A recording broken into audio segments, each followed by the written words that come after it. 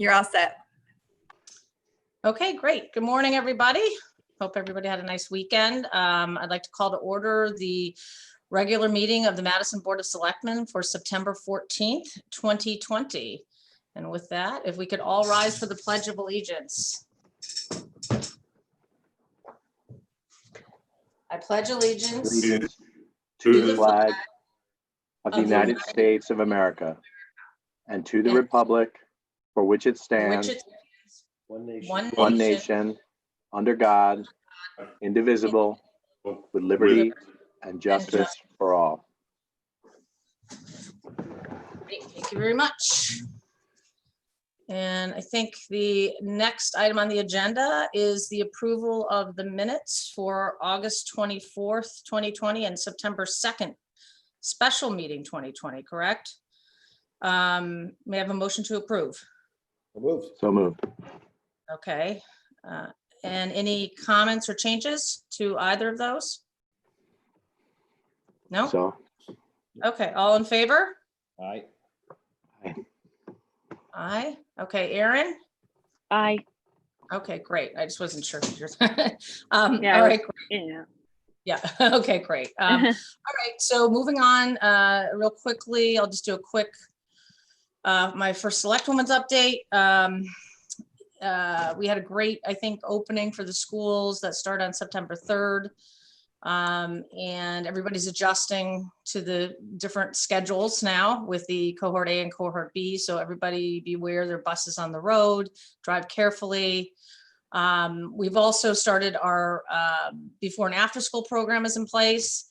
And then the Madison Arts Barn team has put together a study center program for parents on the days that their kids are remote learning. And there's still availability from what I understand in that it's being held at the Arts Barn. So it's supervised study. And then also the town has partnered with the YMCA, the Soundview YMCA out of Brantford. And they're going to be hosting or running a program for the town at the town campus gym. I think that's starting, Lauren, correct me, it's not next week, but the following week. It's next Monday, the 21st. 21st. So we'll be sending around information through the different Facebook pages and things like that, an email distribution list for parents who are still looking for some options for their kids on days that they are distance learning. So this will be kind of a new experience partnering with Y, but it'll be conveniently located here at town campus. And then also sports programs are starting up. I know a lot of people have been seeing kids out in the fields, and we've sent out on Friday to the different sports organizations, youth sports, a program policy that is in line with the guidance from the Department of Public Health, CIAC, and the kind of phase 2 reopening plan put out by the state. So, so you'll see a lot of activity going on there. And we're just trying to mirror what's going on both in at the high schools as well as with our neighboring communities. So we're pretty much in line with that. From a town operations standpoint, we have seen a slight uptick, both at the state level. I think it's 3 or 4 days now where the positivity rate has been over 1%. And the town actually just saw a number of new cases come in the last few days. And they're all in that college range. And some of these are students actually that are being asked to quarantine at their school. So we record them as in our numbers because they are residents of Madison, but it doesn't necessarily mean that they're going to be in our community. So I guess it becomes a question about, is this considered community spread? It likely is not. This is associated with congregate living facilities, which we know happen in college at universities. But you know, our health director is tracking a lot of this information. And I think when I put up my Wednesday update, I'll have more details and just to give to the public about that. But we are seeing it's a trend that's going on everywhere. And we are seeing some of our own population, college age population, having an uptick in positive rates. So the health department is hosting an information session on Zoom, and it's actually targeted more for, it's in partnership with the senior center. And so you can get more information on that on the health department website, as well as the senior center website. The long-term recovery committee, just for the public, once again, You know, if you have an event or business question, or if it's about church services or anything like that, we are still weekly meeting, or now it's bi-weekly, the Long-Term Recovery Committee, and you could submit questions and plans through the reopen@madisonct.org, I think is the email address. Is that Reopen Madison? Lauren, do you remember the address? Yes, or if they just go to the website, right on the right-hand side of the website, there's a big block that says Long-Term Recovery Committee, and you click on there, and there's a fillable form that you can actually submit directly through the website. And we've actually put up some examples too, because I know there's different events going on. The fall's a busy time for, you know, just different things on the green. So, so continue to use that email address and go to the website. We've launched our facilities condition assessment study, which we approved at our last meeting. And so I've been seeing people looking at the roof and things like that here at Town Hall. And that's going to be quite a extensive review of all our town buildings, how they're being used, what the conditions they are. It will also look at, you know, emergency shelter options and things like that. So it's quite a large project that we're undertaking. And so that is underway. There's 2 other studies that are in progress that during the budgeting process had been requested by both boards. One was just looking at all our vehicles in town, and you know what our replacement cycle is and how we're, you know, maintaining those vehicles, and then also just looking at youth and family services and how it interacts with the school district and the type of services that they offer to the community. And then we're working on our final internally, our final CIP project list. I think Lauren's been working to have a workshop put together for the board, correct? So that should be in the next week or so. So that'll be an opportunity to talk about new projects, where we should be investing our time and money for next year's budget and what we're going to recommend. And then just finally, the Madison alerts I'm highlighting again.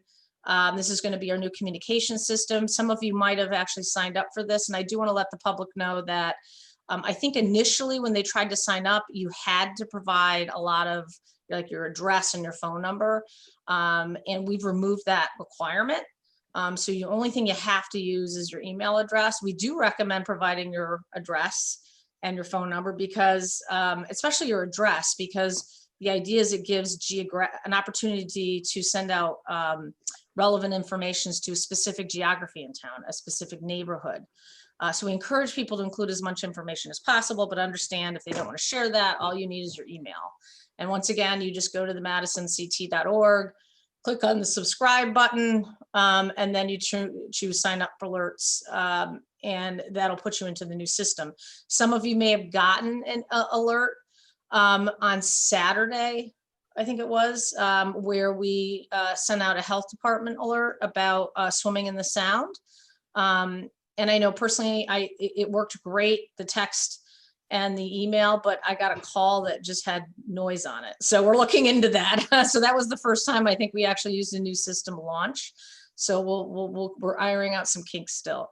But so I continue to encourage people to do that. Wait, where am I going here? If you're already signed up for the previous system in the past, does the public and us included need to re-sign back up again, or is it? Yeah, you need to go to this specific area because just from a information privacy standpoint, we can't just immediately roll people over from one to the other. So we encourage everybody to sign up for this directly. There's no confusion. And I think people have been doing it. I mean, we've definitely, we have a ways to go, but, and we need to really start promoting it, and we're going to be promoting it in the next week, I think, launching kind of a campaign on this, but you really need to make the effort to do so. So, and I've been putting in my distribution, my weekly updates, just the link for it. So, so encourage everybody to do so, including the selectmen. The other piece of this, which is great, is that it's also an internal alert system that we're having a separate employees notification. And when we found during the storm how helpful this would have been to have, because the internet system or the email system was down in town hall for quite a while. And so now we have an opportunity to just go through these phone alerts if you have the app loaded on your phone, you can communicate that way. So this will help a lot in terms of internal communications too with town employees for weather events, you know, anything going on with town hall that we need to alert people to. So, and so that is kind of it from my update. Let me move on here to, where am I going? Peggy, on that health department Yep. information session they're doing on the 15th tomorrow. I looked on the health department website and I didn't see anything. I couldn't find anything. So just a heads up that I'm not sure it's as posted as we would want, or maybe we put it on the homepage or something. Yeah. I'll reach out to Trent about that. I don't know how they've been promoting it. I didn't know to look on the senior center site, so I'll go peek there, but I didn't see it on the health department. Said the focus was more on the senior community. It was something he was working with Austin on. So, okay. Because I know there had been a question from somebody about having it in the evening, so that, you know, working people could also attend it. But I think this is targeted at seniors, and maybe if it goes well, we could do something like this more broadly for the community. So, I guess that's it for my update. Any liaison reports or selectmen comments? I'd like to go first, Peggy. Before I get to my selectmen's liaison reports, I think we should pause a moment and sadly note the passing of one of the brightest lights of our community. Don Rankin has been a force of nature and an inspiration to this community, to such an extent that this Board of Selectmen previously named its Community Service Award to honor his achievements and his humanness. We want to extend condolences to his family and his wife, Nancy.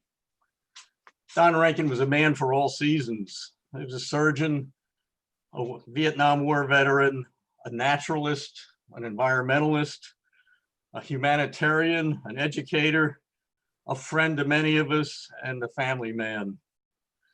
His community involvements were a cornerstone of his life, and they included works with the Friends of Hammonasset, the Habitat for Humanity, the Bushy Hill Nature Center, a place called Hope, and St. Andrew's Church. Don exhibited a passion and enthusiasm for sharing his knowledge. He was a captivating speaker and a whirlwind of energy and advocacy for numerous causes. We keep alive his memory. Don Rankin, who has made a difference, a magnificent difference in the lives of Madison residents. Don passed away last week. I have two brief selectmen liaison updates. The Island Avenue Study Committee will be on our agenda for the Board of Selectmen at our next meeting. They'll be providing us with an update on the search for the heirs and the results of a septic study that was performed at the site. And finally, I thought from the Board of Police Commissioners, I know there's a lot of questions about how will this community be celebrating Halloween. And Chief Drum reported that he is investigating the possibility of holding a trunk or treat event on the town green, such as we've done in past years. I don't think it was definite, but he's really trying to make this happen. There'll be more on that later. Thank you. Thank you, Al, and thank you for those wonderful words with Don Rankin, who was a great asset to this community. I didn't know him extremely well personally, but I did interact with him at times, and certainly through Hammonasset. So he's a big loss to the community, and thank you for those nice words. Any other updates from the board? Just a quick one from the EDC. This is not a new topic, but continues to be discussed at EDC, and that is the matter of trash removal downtown.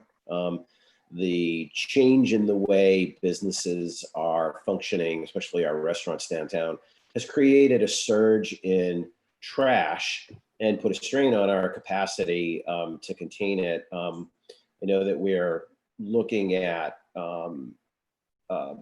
changing how we do the the trash removal downtown and even maybe even the vendor that's doing it. But if there is some resources we can devote to making sure that we're covering that while we're in that process, I think everybody would appreciate it. And maybe even if the businesses could chip in with their own garbage facilities, I think, you know, that would help and be appreciated. Yeah, no, that's definitely an issue that it as we saw when we voted on our trash removal contract, you know, even the bins that are there, the cost of trying to get those cleared out in a timely fashion is really gone up in the last year. And then secondly, the volume is just more. So I think that's a good, Uh-oh.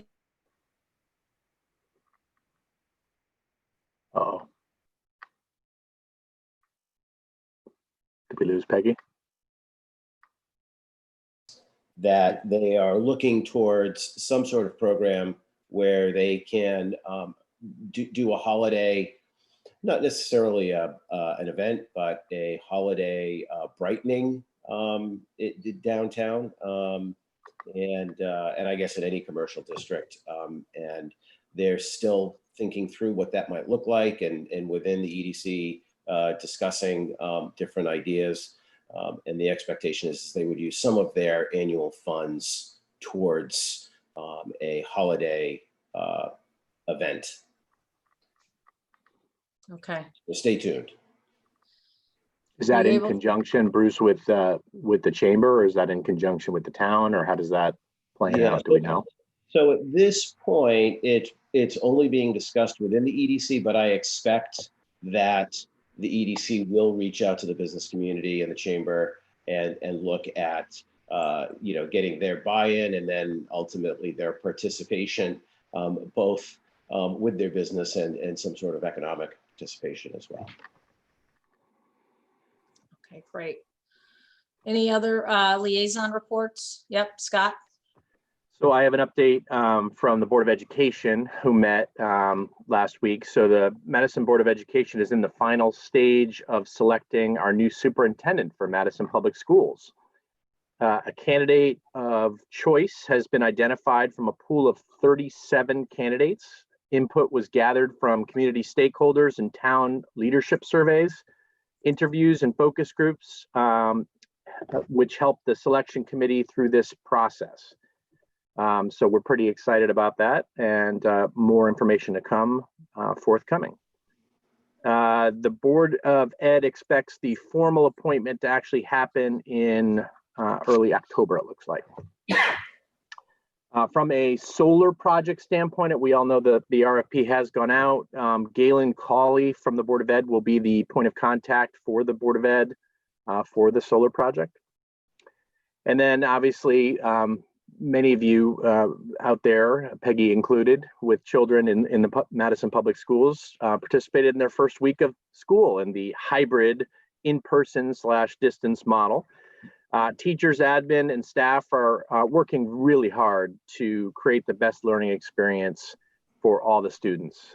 So I think just in general, we need to, you know, send a huge thanks to the administrators and teachers and the parents for their patience in working through this challenging time with our schools. And I think everybody's pulling their weight to make sure that everybody has a successful launch.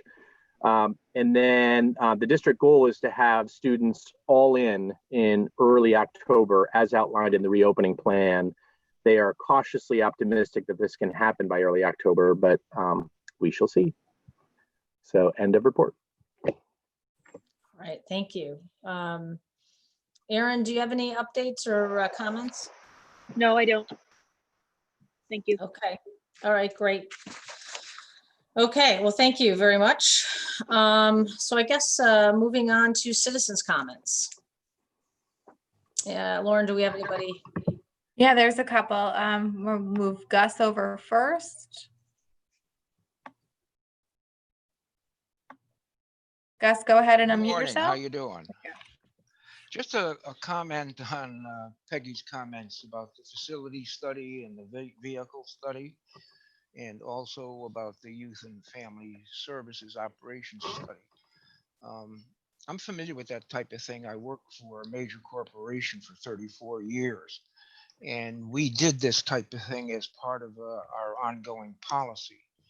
And I wonder now, because the last time we did a major facility study was in 2010, which was 10 years ago, whether the town might want to consider adopting a policy to periodically do this type of thing so that it doesn't get lost in the shuffle of business. But I think it really pays off. And the other thing is with the Youth and Family Services, our corporation used to do a departmental operations review every 5 years. And people from other departments would come into my organization and take a look at what our policies and procedures were and see whether we were following them or not. And if we weren't following them, why and whether they should be changed. So I think that keeps both the facilities and the operations of any organization up to date if they schedule periodic reviews. Okay. Good thoughts. Thank you, Gus. Okay. Very good recommendations. Any other public comments? Yep, I'm moving over now, Joe Mako.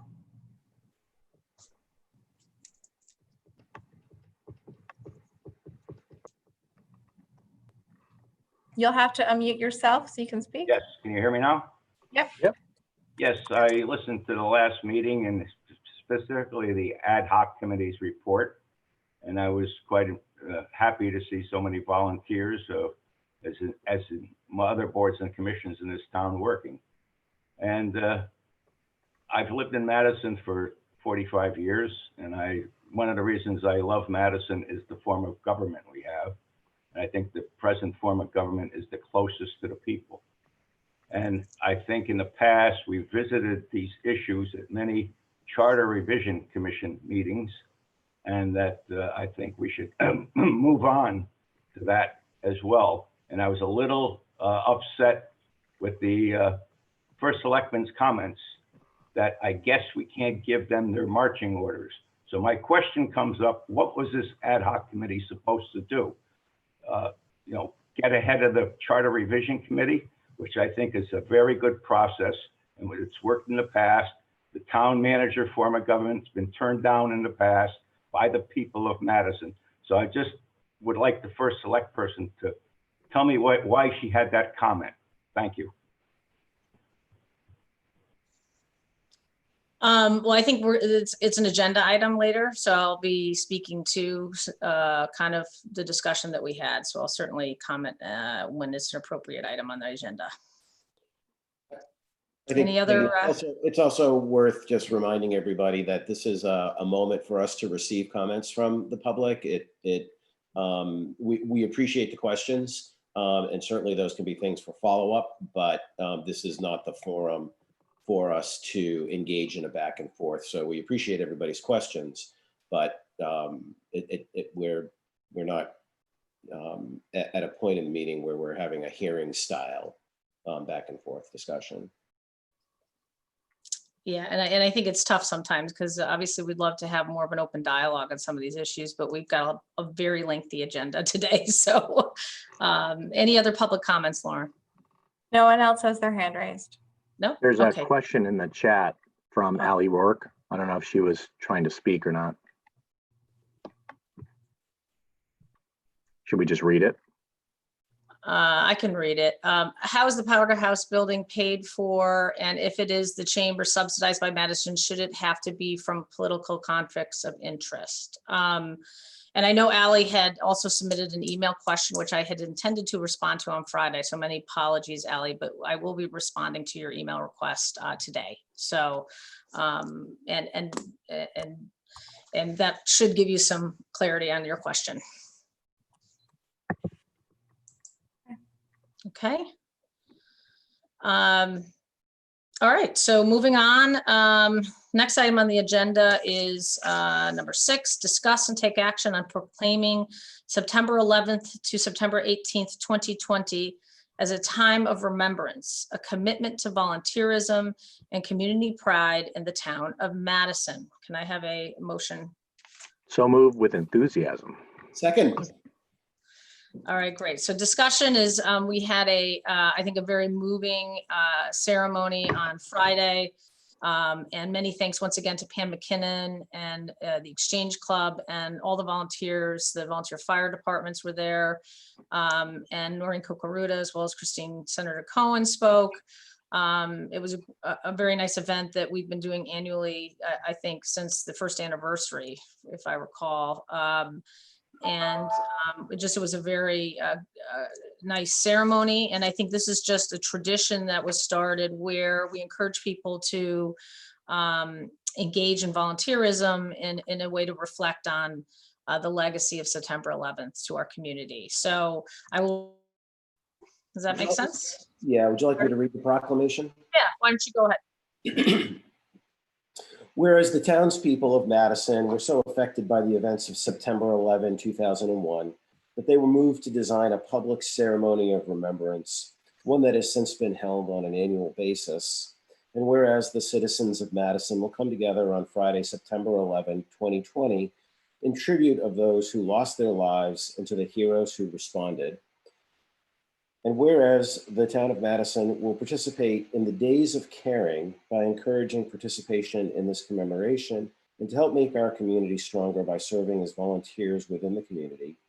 And now, therefore, we, the Board of Selectmen of the town of Madison, do hereby proclaim September 14th through the 21st, 2020, as a time of remembrance, volunteerism, and community spirit pride. Dated at Madison, Connecticut, this 14th day of September, 2020. Okay, great. So all in favor of supporting this proclamation, say aye. Aye. Aye. Okay, great. All right. Well, thank you. And once again, thank you for all those who serve our community and our nation, especially during this very difficult time that we're going through right now. So thank you. Moving on to discuss next steps for the Ad Hoc Government Study Committee. I don't know, do we have Bob, the chair, or any members of that committee that are on the call, Lauren? No. No, there's none on here. I thought Bob was able to make it, but maybe he wasn't. He mentioned he was going to be available. So I don't know what, maybe he's tied up. It is 8:30 now. So, well, I think the quick issue on this is we had a very lengthy, I think, and healthy discussion at our meeting on, I think it was August 24th, where the committee came back with their findings. The bigger question was, I think that they came up with some guidance and suggestions. They didn't come up necessarily with a hard recommendation on a specific form of government, but they came up with some good thoughts, issues that they found, and also just vetted through a lot of different ways government's structured in the state of Connecticut. I think my takeaway from that, and I guess we had a debate about what was the purpose of the committee. And I think my thoughts, when I used the term marching orders to the public comment earlier, was that I was hoping that there might have been a consensus that came out of that deliberation about what the right next steps would be. The Charter Review Commission it would be the official committee that would be moving forward and making recommendations about changing the charter. But it's also a very specific prescribed type of committee that is run by state statute. And a lot of the focus is not just, it's also on the legal document itself. So the idea was trying to take some more of the brainstorming and the research and put it in one committee, and then have the documentation and the structural part of putting together a recommendation to take to the public as part of the charter review process. So, my takeaway from the discussion was that I think the committee has gone as far as it could go. And I know Bob had felt that that was the case and had polled his committee members as well, that they did a lot of great work, came up with a lot of good ideas. and did come down to some recommendations. And so he felt it was time to then move to the more formal charter review process. And that their research and their recommendations could be used as part of that deliberation of the new committee. And I think I personally do agree with that. I mean, I did come away with some kind of takeaways from their work.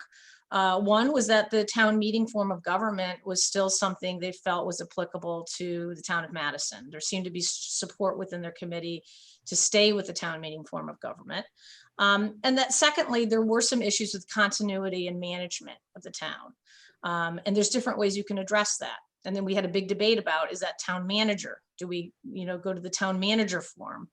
Or do you try to structure the Board of Selectmen and the first selectman's position to have a longer term so that there's more continuity in management? So those were some things that I walked away thinking, okay, those are things that the charter review should be looking at.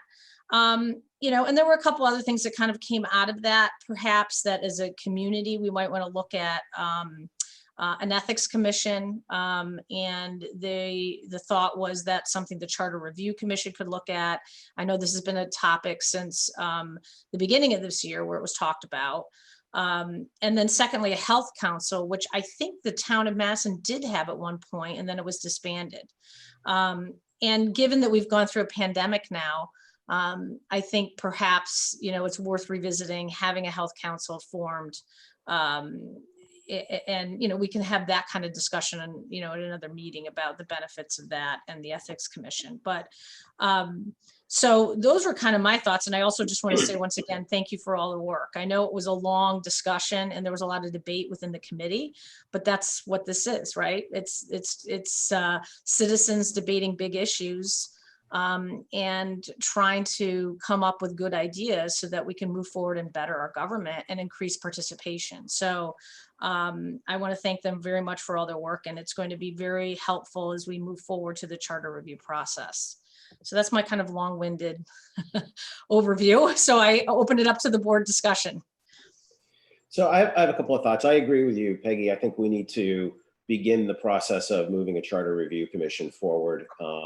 And getting a better understanding of the timeline and how that is all going to work. So that needs to be on our near-term agenda for action.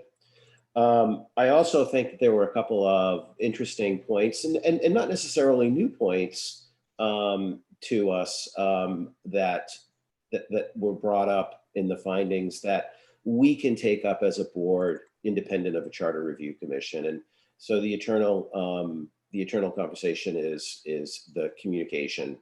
How do we effectively communicate to the community? And we do a lot, and we still get this feedback from the community that it's not enough.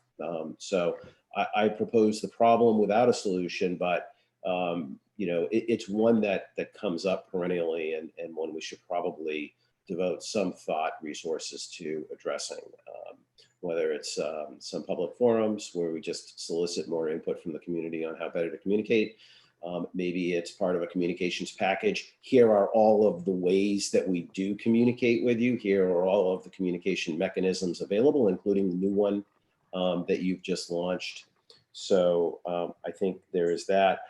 The new one for me, or at least I think this committee articulated it quite well, was the lack of unaffiliated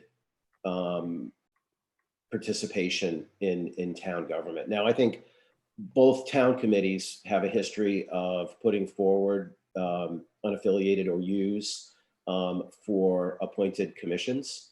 And it goes to both town committees, the Democrat and the Republican town committees, commitment to putting forward the best candidates, not just the ones that are members of their respective parties, but that individual who seeks to volunteer that doesn't necessarily have a connection to our town committee, if there is something that we can do that makes that an easier process. And I was thinking even something like a a joint Republican and Democrat commission that receive and put forward unaffiliated volunteers. So it's just a thought. It's not necessarily a working solution, but again, I think it warrants further consideration by this board, considering that unaffiliated voters are the majority of our residents demographically. So it is the largest single pool of volunteers in the town, and the one with the least amount of structure for participating. So I think that's something that we can take up without a charter review commission. Mm-hmm. I think that one's a great suggestion, Bruce. I think it's untapped and something that we probably haven't spent enough time thinking about. So I really like that suggestion a lot. You know, and how we communicate to them, frankly, and communicate to everybody is hugely important. So I echo all of your comments. I think they're spot on. And then Peggy, to your point around you know, the sort of two primary actions, I think, you know, revisiting the Health Commission and understanding maybe where it went in the past and why it left us, and consider how to redeploy might be a smart move. Just, you know, obviously we're in a pandemic, and it sort of seems like this would be an obvious time where we might need a Health Commission. So, and then I think, you know, an Ethics Commission has sort of been something we've been toying with over the last, you know, 18 to 24 months. Not necessarily a new topic, but, you know, I'd love to see us move that forward with some action. So I'm encouraged that came up as, you know, reinforcing, I think, previous conversations. I'd like to support the comments everybody's made so far. And I do believe there are 3 areas we could choose to move on at this point in time if we have the resources. I think the appointment process, I agree with Bruce and Scott. I think we, the selectmen, have it within our jurisdiction already to think about ways we can evolve how people get recognized for appointment. I believe the Health Council does not require that we wait for charter review. I think we can choose at least to begin to investigate how other towns handle this. And as far as the Ethics Commission, I believe the charter already allows this. And I think we could begin to investigate the experience that other towns have had with their Ethics Commission. So I think one or more of these 3 things we could start to move on at this point in time. And I agree with you, Peggy. I think we should lay out a process to get our formal charter review process up and running sometime in the near future. All right, well, thank you. Erin, do you have any comments? No, I just wanted to thank the ad hoc committee for all of their work. In reviewing the report again last night, it was evident how much time and effort they put into it. And I think, you know, despite not having one specific recommendation, they've identified some important issues and provided some possible solutions, which I think will be helpful to the Charter Review Commission as one piece of the work that they're to do. So I just wanted to thank them for that. And then it just, as far as, do we have a sense of with what the timeline would look like for the charter review? Or is that sort of to be determined? Yeah, well, I think that's what we'll probably have on our next agenda, and we would lay that out. Okay. How that would all work and how the clock. It's very determined by specific dates too, right? Isn't there sort of yeah, it's like certain rigor that has to happen there? Right. Well, it's determined by, there's a period of time, right? It's determined by number of days something has to happen. But then as far as then something, like the outcome of that committee, then it has to go to the Board of Selectmen and then has to go to a town vote. So just kind of wondering realistically, what time period are we talking about in total? My guess is we'll get a note from our ex officio board member, Gus Horvath, during the week telling us what the timeline will be. Right, Gus? Yeah, I mean, I think we're in, probably this would not be able to be on the ballot a year from now in November, right? I think that would be really pushing it. So, and that's something I think we have to talk to Floyd and just kind of iron out the exact dates, because you're right, it goes through the commission, but then there's hearing requirements, notification requirements, you know, things like that that have certain calendar requirements. So whether or not it could, if we move this very quickly, like in the next month, could we get it on a November ballot? I'm not quite sure. It might be too aggressive, but we'll do that at our next meeting and just lay it out. So Lauren, I don't know if you have any specifics on that, because I know you've been starting to look into that time frame, but we still, go ahead. I'm working on it, so I will send out a draft to you guys. I'll try to send out a draft to you this week. That way, when we get it on the 14th for the agenda, it's you know, a little more final for the public to see what the actual timeline would be. But I'm working with Nancy on that, just to make sure that we've hit all the milestones that the town clerk needs us to hit too. Okay, great. And I think, you know, this will be, we can have more discussion about this then in our next agenda item, our next meeting. And I also just want to echo again my thanks for all the hard work that the commission did, because the committee did, because it's a lot of research. And I think it was, you know, things have changed a lot, even in the last 5 years. You know, more towns have been moving to different forms of government to try to increase participation. So I think it was helpful to see what other communities recently have done and what changes they made. So is everybody good moving on then to the next item? Yeah.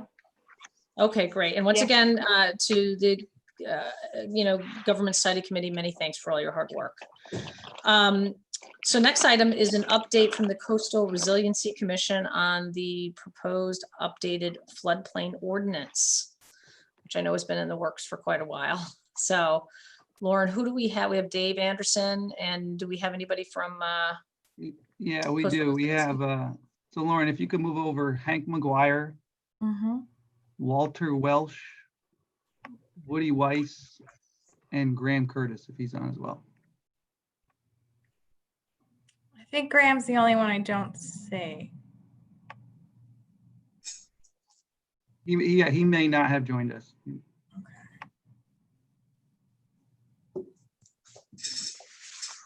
Okay, great. Everybody. So, you know, Dave, I'll turn this over to you, but this has been obviously an important topic with climate change and then the establishment of the Coastal Resiliency Committee last year about what ordinances we have in place to address, you know, changes happening on our shoreline. So I will turn it over to you, Dave. Yeah, I'll give Lauren, is Hank joining us? Yeah, I'm on. Oh, if you good. can hear me. So I'm going to actually allow Hank to give. Hank's the chairman of the Coastal Resiliency Commission, so he was going to give the introduction and then turn it over to Walter Welsh for a presentation, which I can pull up via screen share. So I'll let Hank just give the intro first. Okay, well, good morning, and thanks for the opportunity to talk to you all. As you know, the Coastal Resiliency Commission was established last year in May with the intent of evaluating the impact of climate change and sea rise in Madison. Interestingly, at least from my experience, when the notice went out that the commission had been established and we were looking for volunteers, we were, I'd call, oversubscribed. We ended up with 18 volunteers, all really qualified in various disciplines and experience. So it was really pretty good. We currently have we started with 18. We currently have 2 that have had to resign for professional reasons.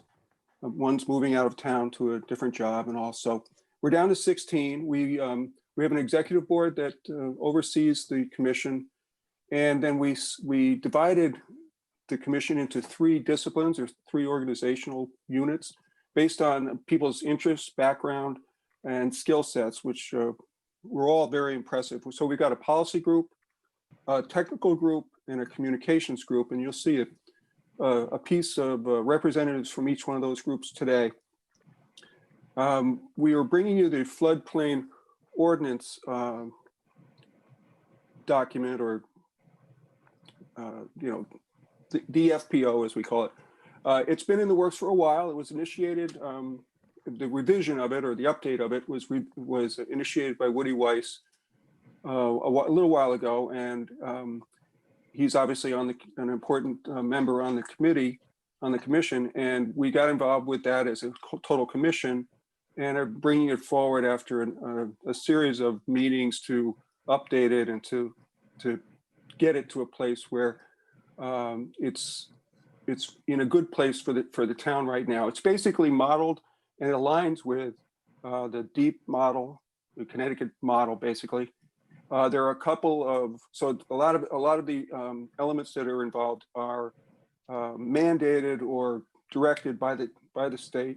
We have a couple of customizations that we've added that we think benefit the town. Then we can go through that. So with that, I'll invite Walter Welsh to present to you. Thank you, Hank. And Dave's going to share, because if I share and it doesn't work, that wouldn't be good. So I'll just go through a set of slides. Dave has it on his screen, and I'll ask him to advance the slides as we go along. It won't take that long, I think. Hank's already covered the key parts of this.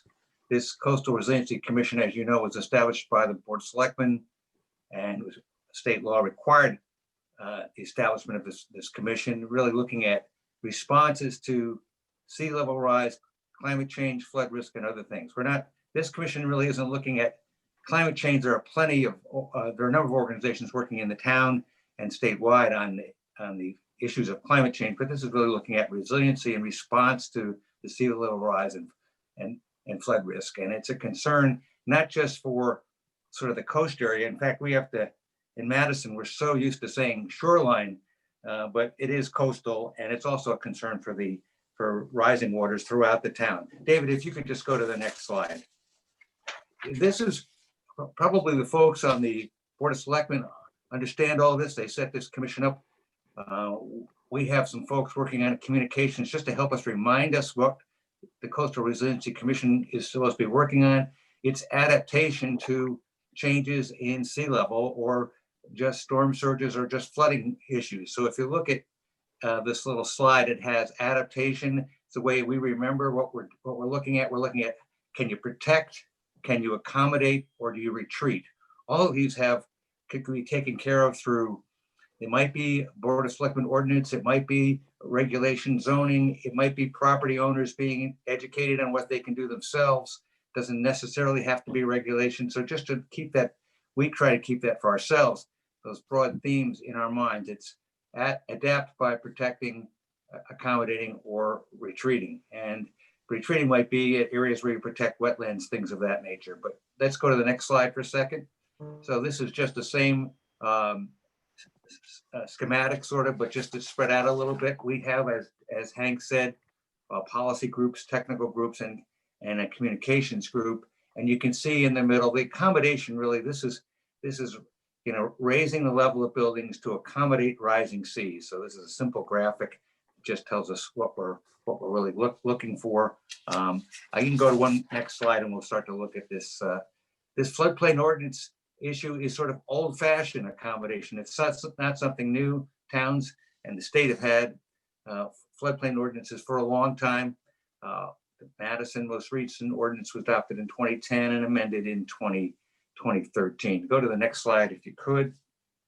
And so that you have a Department of Environmental Protection energy model adopted in 2018, and it's been acted already by a number of municipalities, and it affects new construction and substantially improved structures. That's the issue of, we have to look at the regulation carefully as to what constitutes a substantial improvement that would require meeting the new standards set out in the floodplain ordinance.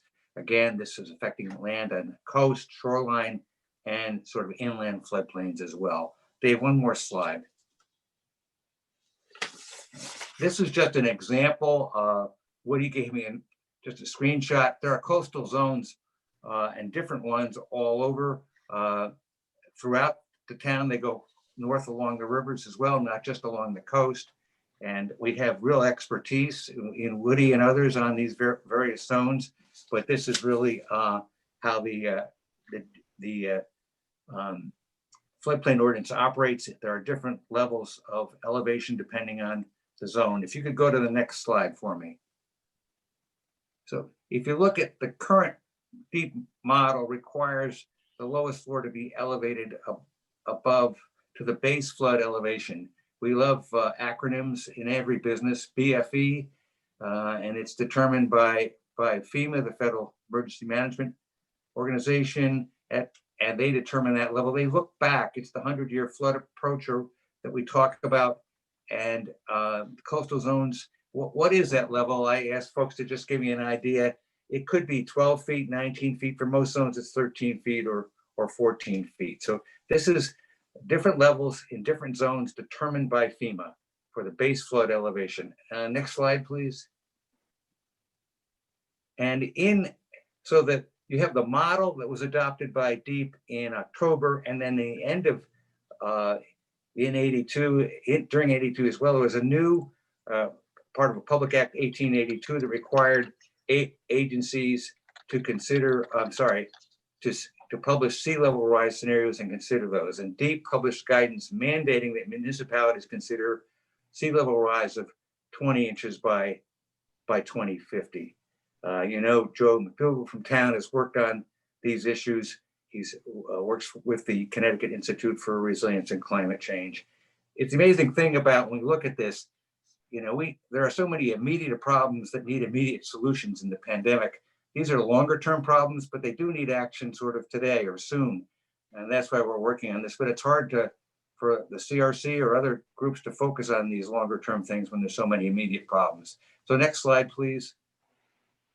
So the Madison, when we proposed coming out of the CRC, we don't call it this, the CRC proposal would be to go to BFE +1, which was in the state model back in October of 2018, but to take into consideration these rising sea level rise and use +2 in two zones, VE and AE. And while you may not be an expert on these zones, they are areas where there's more sea level rise concerns.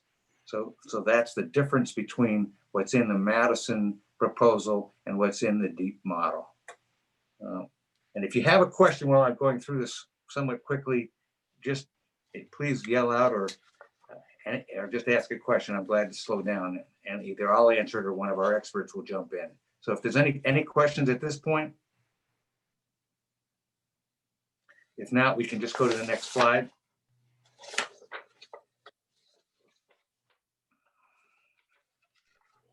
One of the other things we looked at was how to deal with the issue of the what is a substantial improvement? Do you look at a 5-year period or a 10-year period? The DEEP model looks at a 10-year period. That is, it's looking at all of the improvements that might have been made in a 10-year period to determine whether or not the improvement was substantial and would have required compliance with the FPO.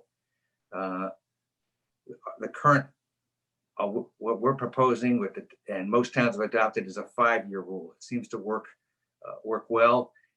And so if you make improvements in a 5-year period with cost exceeding 50% of the market value before construction, is required to comply with the FPO. Again, any questions on that, please jump in now. All right, next slide. There is some clarifications that have been added about how to establish that the project has been completed. A variety of documentation specifically described in the FPO would be provided to the town engineer. And with such documentation, the town engineer shall mark the permit which was open to be completed.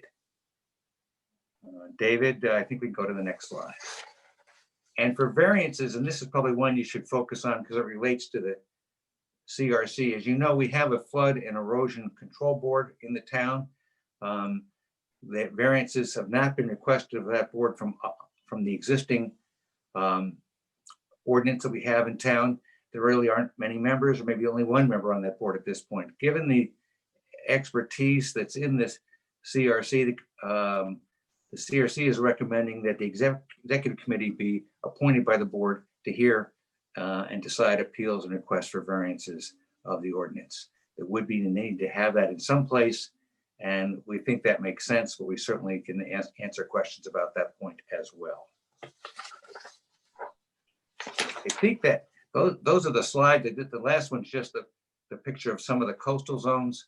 And as I said, there are folks on this commission who've spent a lot of time working on this. We just put this together really from the communications group. So we'd remember our goals on, accommodating, retreating, protecting. And I think I just want to add, as I've thought about this is something the town can deal with regulation, but with ordinance, we also can do with education. As we've talked on our commission and our communications group, educating landowners as to what they can do to help protect their property, to make it more resilient. And it's something the town may do with regard to property that it owns, that it has near the shoreline or the coastline. Hank, I'll go back to you if you want to cover any additional points.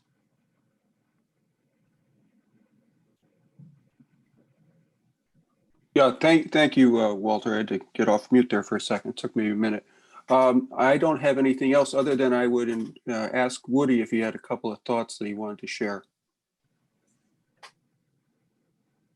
If not, that's cool too, but just since he was the one who initiated this. Yeah. Thanks, Hank. I really have nothing to add, Walter. I thought that was really clear and concise and probably less technical and sleepy causing than my review might be. I just think it's important for the Board of Selectmen to know that 95 to 96% of the document is required by law. Once the state building department initiated changing the regulations at the state level, our building department has to follow. And so most of this document really is required. What took the time was to go through and make sure that the document really worked for us. There were a lot of little changes, but nothing major other than what Walter went through. Does anybody have any questions on the 5-year look back or any of the other things that we've implemented in our draft? I'm just curious as to how we compare to our neighboring communities in this part of the Connecticut shoreline in terms of the ordinance, the look back period. Are we kind of are all communities seeming to take the same approach, or are we an outlier, or? All of our surrounding communities have adopted 5 years. 5 years is almost universal amongst the 24 coastal communities. There are a couple at 10. There are, to the best of my knowledge, none under 5. Dave, are you aware of anybody under 5? It's us currently. I'm not either. Okay. Most are 5 year. It seems to be a reasonable compromise that doesn't present any undue economic hardships. 10 years is a long time to look back and might preclude some routine maintenance situations like replacing a heating system or things like that are expensive. So I think the 5 years is a really good compromise that has been working in most communities for years. Woody, just to me, and it's a good question, because as we looked at this, we looked at the neighboring towns, and I think you've got most of the towns, Branford, Clinton, Guilford, those towns are going to have gone to the 5-year rule. Mm-hmm. Okay, great. And then I guess the other thing is, and maybe this is more for Dave, but what is the timeline process then if we were to move forward with this, in terms of like if you're going to be applying to do renovations to your house? Yeah, we discussed this a little bit. So before I go into that part, I think process-wise, what I think we're suggesting you do is you review this suggestion as a Board of Selectmen, and I think Peggy, you'd want to review it very closely with the building official and the town engineer who are most closely involved with the ordinance. They've been aware of the potential for some changes in this, but these changes are being initiated by the Coastal Resiliency Commission, so they need an opportunity to review those and comment on those. And also town council would have to take a look at it. So I think that initial kind of administrative review should take place, and this board should reconvene to discuss any input that you've gotten. And then there will have to be some public information, public participation component to let the public know what may be around the corner and, you know, solicit their feedback. Regarding how the ordinance is rolled out, we talked about a couple different options at our last meeting, and the option that was recommended unanimously and really kind of heavily influenced by one of our members, Rob Sonicson, who's an engineer that does work in a lot of communities. Those communities that he's worked with closely, including Guilford and Brantford, that adopted a 5-year look back period, it was adopted and implemented upon adoption of the ordinance. So immediately upon adoption of ordinance, there'd be a 5-year look back period. So in this particular case, you'd be looking back 5 years into the past and counting up all the projects that have been completed to determine whether or not there's a substantial improvement. We feel that the variance component of the ordinance gives you some flexibility to deal with circumstances where that might, you know, present a hardship to someone. Let's say they had a roof issue and all they simply needed to do was repair their roof, but because of the work that had been done in the past, that might have put them over the substantial improvement definition. The variance body would be able to look at that and determine whether or not that presented a hardship. And so routine maintenance, especially in the rollout of this ordinance, might be something that would be considered for a variance. So that's something, you know, I think you need to think about as you move towards adoption of the ordinance. But we're recommending that as soon as it's established, that 5-year look back period is in effect. Okay. Dave, Sorry, I was one other question. I guess in the language, we haven't specifically put into the languages before the board right now, the language about the CRC Executive Committee as the variance committee for this, but we probably put that in before it's final, if the board wants that. And the other thing I just wanted to mention to think about, much of the regulation of wetlands or other things is done by regulation rather than ordinance. This is an ordinance which is a little different in the sense of where it is in sort of town government. And if we change and wanted to add BFE +2 to some other area, we'll be back to the Board of Selectmen for consideration of any change. Excuse me, Walter, I think that, I know that the change to the CRC Executive Board is in the document that's been handed out. Okay, that's fine. As long as it's there, that's fine. Well, and just so I understand though, I know our building inspector is now becoming the floodplain ordinance officer, right? Whereas before it was our public works director. So that's not reflected in our document because that was Okay. not something that was brought to our attention. I've heard discussions about that in the past, and that Okay. suggestion made in the past. So that's something I think the board will have to decide. Okay. Where the document that we presented to you keeps it the same as current, which is the town engineer. It's the town engineer. Yeah. Okay. All right. So that's another thing that we, but you did get input from both those individuals though, when you were doing this, right? Previously, we've incorporated some of their early input, but they have not had, and I want to be clear, they have not had an opportunity. You guys are the first stop in presenting this, so they have not had an opportunity to give, detailed input. But I think that the totality of the changes are pretty small, so hopefully it shouldn't take much effort on their part to look at it. And one thing we discussed in the past, there was a couple, which I think more policy recommendations, which would be 2 feet above sea level rise in some of the zones, and even the 5-year look back period. And I know in past conversations, coming from a staff perspective, they weren't necessarily comfortable with making those policy recommendations. So this board tackled those discussions, and that's why we're making that recommendation.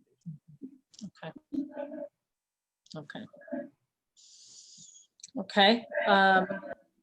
Any other, well, first of all, thank you for all this hard work, because I know this has been an important topic and something that the town had to address, right? Because we because of the changes at the state level. So, and even despite the pandemic, you were able to pull together and come forward with some very clear cut, I think, strong recommendations. So I appreciate all the hard work that went into this.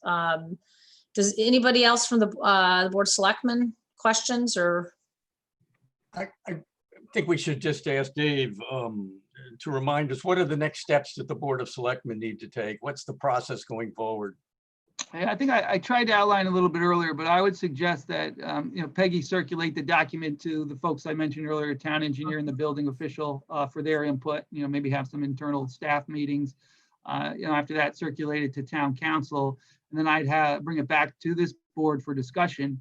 And I think I'd offer on behalf of the Coastal Resiliency Commission that, in terms of public information sessions or things like that, we're happy to work with you on those, because I think we've gotten folks up to speed fairly quickly and thoroughly on this topic. So, hopefully you guys won't be asked to be experts, but we do have some people, I think, that have a level of expertise now. So we're happy to assist you. And then Lauren will give you guidance on the kind of routine ordinance process. I mean, she is Right. that fully handled. Which also requires a public hearing, right? Not a town meeting, but a public hearing, right? Correct. Okay. Okay. Any other questions? So this will be No, but coming back. thank you. Thank you very much. I appreciate it. I know this was a lot of work, and we look forward to moving it forward. So thank you. Thanks. Thank you very much. Okay, great. To be continued, huh? All right, next item on the agenda is discuss and take action to approve a recommendation from the Economic Development Commission to modify the current tax incentive policy adopted by the Board of Selectmen on May 29th, 2018. Can I get a motion? So moved. So moved. Second. Okay, great. So we actually did discuss this, I think, at our an August meeting as a discussion item, and this is basically updating a policy that was adopted in 2018. I think, Dave, if it's real quickly, if you just summarize what the changes were again. Yeah, the changes were, well, we had, the reason this came up is we had some meetings at the Economic Development Commission discussing projects that had intended to apply for this tax deferral program. And in those discussions, we realized there weren't clear standards in terms of the degree of incentive you might get. So, would a small project warrant the full 10-year incentive, or would it warrant something smaller? So we attempted to define that a little bit more clearly in this recent update of the ordinance or this policy. And we also talked a little bit about when those projects would be eligible to apply, whether the project was already underway or near completion, or whether they should apply before the start of construction. So it's really helpful for both the town in terms of administering the policy and also the person applying to have some level of predictability in what they might get in terms of an award. So, and the other factors haven't changed. It still requires, per the Connecticut General Statutes, a town meeting to ultimately award something like this, which has been a challenge due to the pandemic. So, I don't know that you want to get into that again today, but that is still going to be a continuing topic that we have to wrestle with, because we do have a couple projects that had hoped to apply, and then we have a couple larger development projects that are, working towards submittal that are actually also hope to be able to apply for something like this to make the projects viable. So.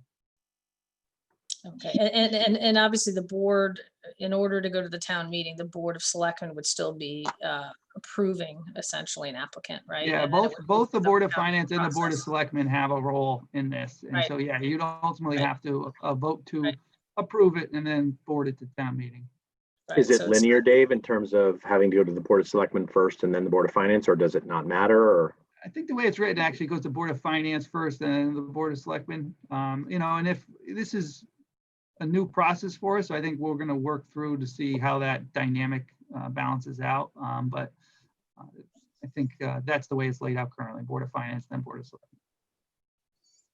Okay, was there, I'm just curious on the rationale for that. Is there? My understanding is that's your typical rationale for items that go to town meeting. That is typically the Board of Finance gets an opportunity to weigh in prior to your vote. So that was the rationale behind it. Just Thanks. kind of follow the same process. okay. Any other questions for Dave on this? I know we talked about it at our last meeting. Bruce, you're the EDC liaison. Anything else you want to add to this?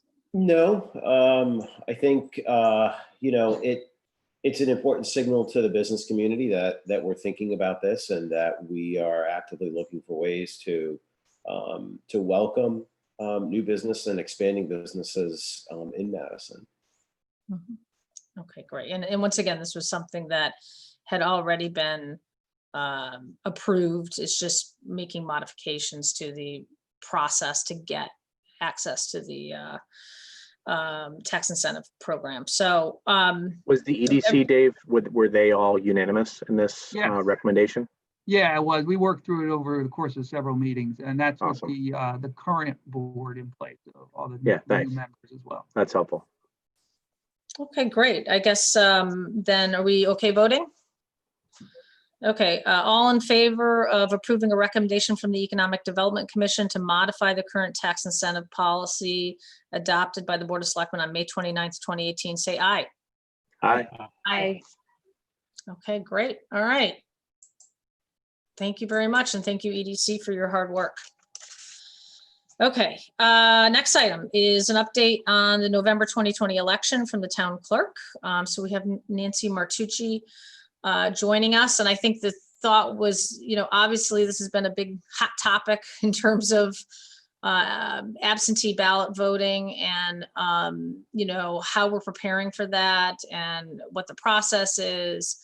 And so I thought it'd be helpful for Nancy to just give an overview of what the town is doing to make sure that everything runs smoothly to the best of our abilities for the November election. So Nancy.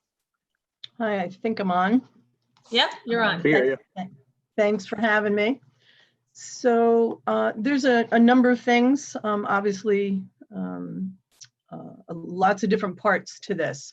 The first thing I want to just put out there is that the Secretary of State is sending out a application for an absentee ballot to every registered voter. The article that was in the source stated every resident, but it should have actually said every registered voter. And to the best of my knowledge, that should be hitting everybody in Madison, hopefully this week, the way I anticipate it from what I've heard it going out to other big towns in the past couple weeks. So hopefully we'll start seeing those come into Madison this week. If you do not see one or you prefer to print one out yourself and get it into us, you can certainly do that by going to our website at madisonct.org and go to the town clerk site. There is an application there. An important thing to know about this, applications are specific to the event. So it has to be the one for November 3rd or that you're writing that in. We cannot accept the ones from the primary. We did get a number of those and we reached out to everybody to have them resend another one or to wait for the one from the Secretary of State. You can either mail that in to us or you can put it in our Dropbox. And I just want to make a note that the secure Dropbox has been moved from the police department entrance side to Town Hall over to the circle side of Town Hall. So it has better access. It's a little bit closer to the street. And I'm sure that that'll work out better for everyone. And it's always a two-step process. There is the application and then the ballot will go out. This time, the ballots are going out from the town clerk's office. We do anticipate a larger amount than we've ever had before. So we are gearing up for that. We've taken over the conference room, actually right across from our office.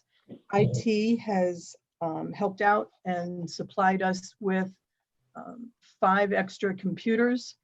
And we have all the necessary equipment we need to process everything. The applications that you'll see from the Secretary of State do have a barcode on it that helps us process things a little bit quicker than if you're doing it from the one off of our website. So we are very fortunate that we're able to take over that space. Like I said, IT has been wonderful and helped us out with a lot of the equipment that we need so that I have extra help coming in. The help that I have coming in is a mixture. I have some outside people, some employees that are giving us evenings and weekends, or afternoons. So I have a real mixture.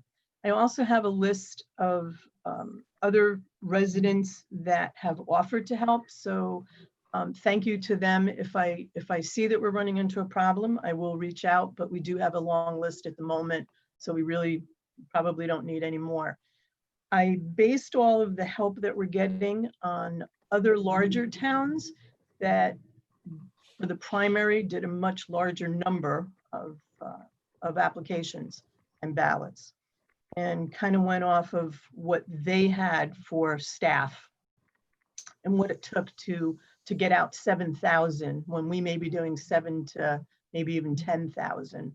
So I do think we have a good team right now planned.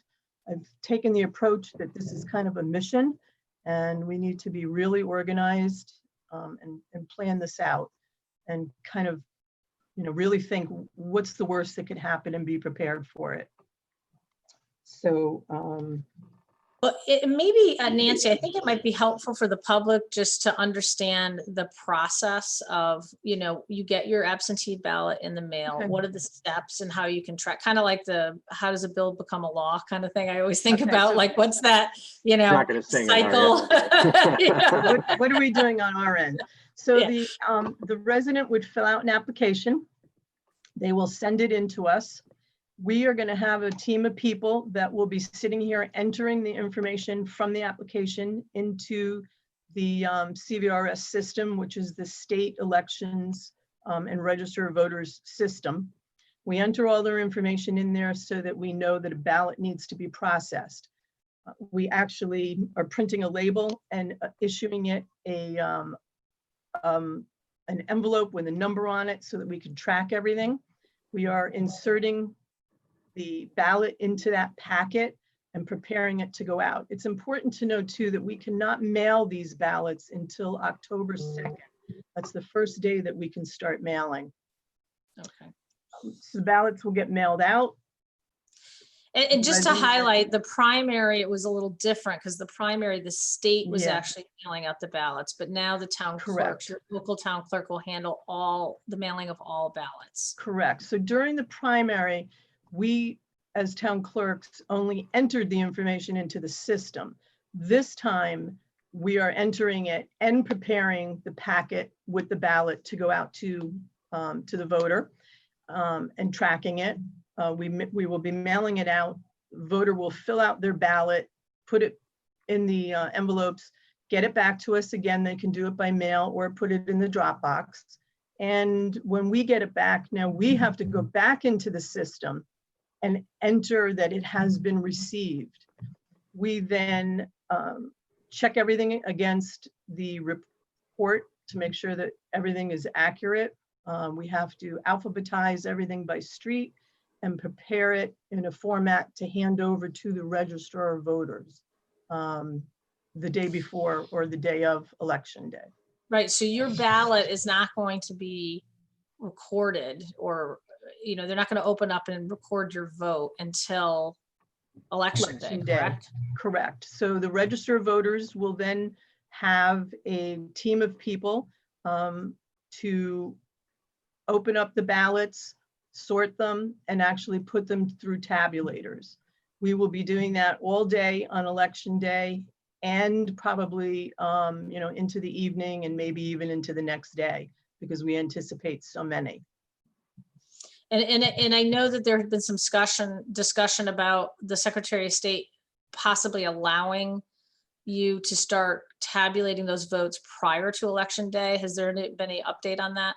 Not that I'm aware of, no. Okay. I'm still waiting to have a call with the Secretary of State. So I'm hoping that that will happen this week and get some other directives on that. But the other important thing to know is that your ballot has to be received in the town clerk's office no later than 8 p.m. on election day. And that means in the drop box at 8 p.m. No later than that, or it has to come through the mail to us, or it could come overnight mail, you know, FedEx, UPS, but it has to be here by 8 p.m. to be counted. So, I'm asking these questions because these are things that have come to me Yep. at times. And so if you mail in your ballot or you drop it off in the drop box and a couple days later you get nervous and think, well, I don't know if they got my ballot. How can I track that? You will be able to, yes. So if you go on the Secretary of State's site, under Am I Registered, there's then another tab that you would click on to see if the town clerk has received your ballot. I actually reached out to them last week because at the moment it is not in sync with the date that we're putting in there. So the Secretary of State is working on hopefully putting in 3 items: that we've gotten the application, that the ballot has been issued, and that the ballot is returned. Okay. So hopefully that will catch up.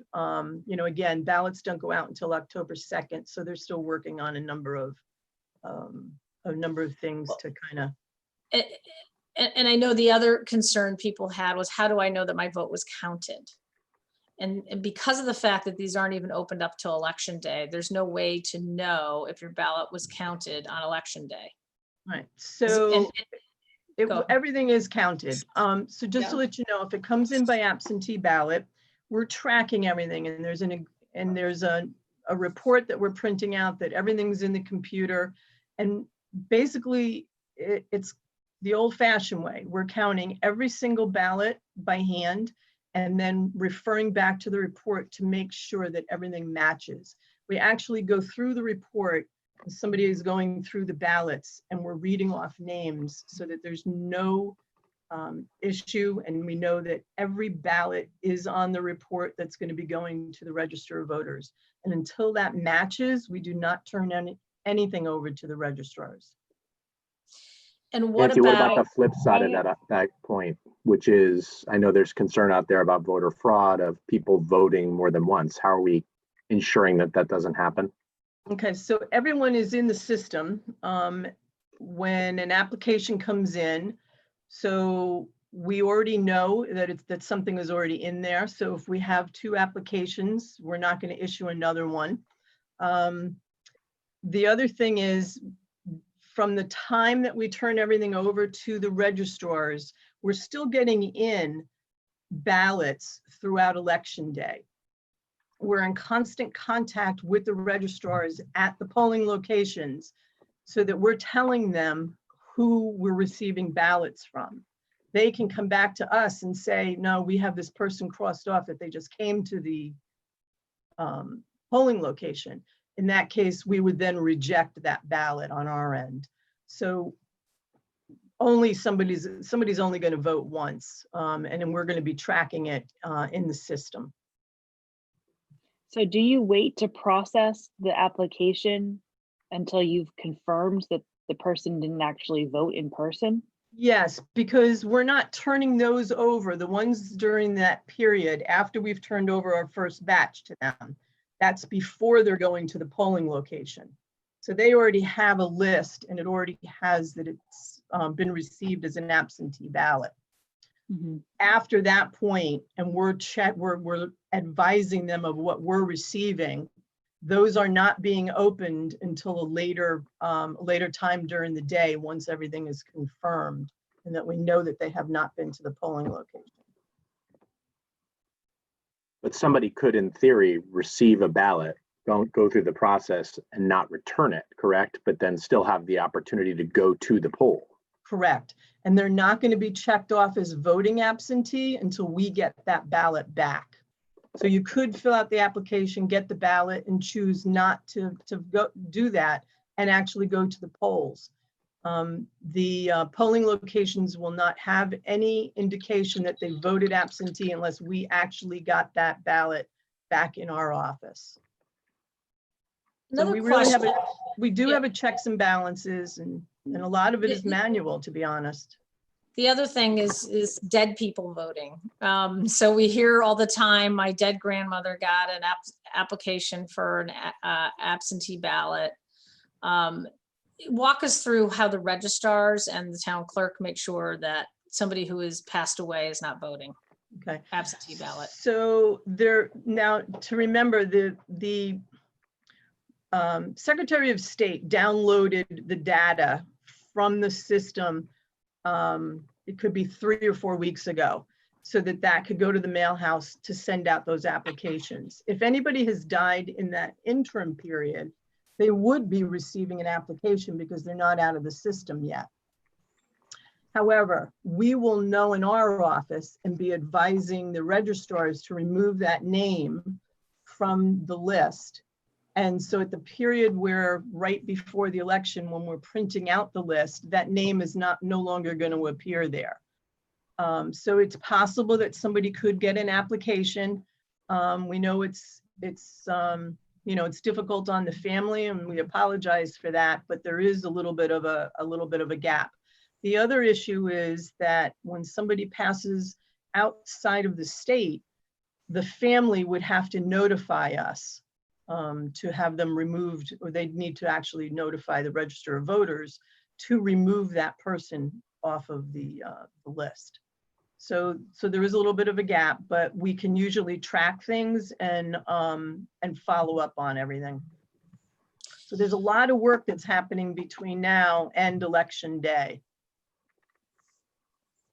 No, I think that's it's important. I think the good thing is that by working through a local town clerk's office, there's a good handle on the community, you know, and the familiarity of the voters. And, you know, we have very experienced registrars that the town has working to ensure elections are safe, and a very experienced town clerk. So one of the things we will be putting out is just what Nancy's talked through. We'll have that as kind of information available on the website. And then also we're going to do like a, why does your ballot get rejected kind of thing? Like, what are the top 5 reasons that people's ballots get rejected, or applications, absentee ballot applications get directed? So, and sometimes it's very simple mistakes, like forgetting to sign something or not using the envelopes that are provided when you receive the application. That's a critical thing because there's coding on it, but also they cannot take it unless it's in the appropriate envelope. So there's just things like that that I think stay tuned to the public, check the website and check the Facebook pages of the town. We'll have more information just to make sure that when you do this, that you are doing everything as, you know, accurately as possible. So yeah, one more question. Sorry for Nancy before we let her go. Okay. Nancy, just thinking out loud here, but if I do receive a ballot and I fill it out, but I decide not to bring it to the box down at the circle, I bring it on election day to my polling location, will it be accepted? No, it will not. The Register of Voters cannot accept it at a polling location, but the person could then bring it over to the drop box and put it in, because we'll be checking the drop box regularly throughout that day until 8 p.m. And at 8 p.m., the box will be locked. So their fallback is either bring it to the circle at that point or just vote live. Or you could vote in person, right? One other question, this came up. Mm-hmm. Can somebody drop your ballot off for you in the drop box? Yes, they can. We do ask that they complete the bottom section of the envelope where it states your relationship to the person, that you're the third party involved, and it's got your name, address, your relationship, and the time that you're dropping it off. Okay, so if you have an elderly person perhaps that's not very mobile, their daughter or son could take the ballot, yes, and drop it off in the secure drop box on election day. Correct, yes. And Okay. One thing that you had brought up, which is very important to make sure either the application or the ballot, everything must be signed in ink. We cannot accept electronic signatures, and it has to be the signature of the person, the actual voter. And because everything is being done from our office, you're right, Peggy, we can reach out to people, which we have when we see something that's not quite right. It's going to be difficult during this election because there's such a large quantity going on here in our office, but we will do our best. When we see something, we will do whatever we can to reach the person, whether it's by phone or email. And then also just to mention, if people are calling us with questions, which we do encourage, because we can help them through things, just to be patient with us. We're going to be carving out certain times of the day to return calls, and it may be in the evening, but we will get back to everyone. Okay, great. I appreciate all your input, Nancy. You guys are doing a phenomenal job, and I think just working around the clock, really, 7 days a week. And I think they've been very responsive to questions. So just for the public to be patient at times if you don't get your calls returned right away, because they are extremely busy, but they are getting the job done and doing it well. We do surprise people. We call people back in the evening. We call them on weekends, but we will get to you. And I just want to thank everyone. The residents have been wonderful. All our voters have called with really good questions, and you know, as we work them through this. But I also want to thank everybody here at Town Hall, all the employees, the board. Everybody has just been so supportive and really helping us to get this you know, achieved. So thank you. All right, well, thank you. Anyone else for Nancy? Nope. Okay, we got a long meeting still. All right, thank you, Nancy. I appreciate it. Thanks. Okay, moving on to the next item on the agenda is discuss and take action to approve the purchase of a 2020 Ford F-250 pickup truck for Madison Hose Company number 1. The purchase is funded through the CIP and the purchase is off of state bid list. Can I get a motion? So moved. I'll move with an amendment. The language says that it's funded through the CIP. I propose that the language say that it's approved by the CIP. Right, approved by the CIP. I'll second that. Okay, great. Discussion. So we have Greg Carroll here. Greg, I know, just real quickly, this was a truck that has been in CIP for a long time. There was a very active discussion about this, I think, during the budgeting process, and the Board of Finance did ultimately remove any kind of contingent on purchasing this truck. And so they have full approval to do this.